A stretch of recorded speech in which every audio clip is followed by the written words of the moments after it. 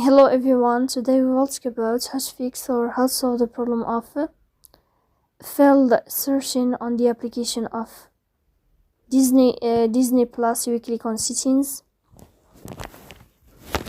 In this page you can click on apps, default apps, app settings.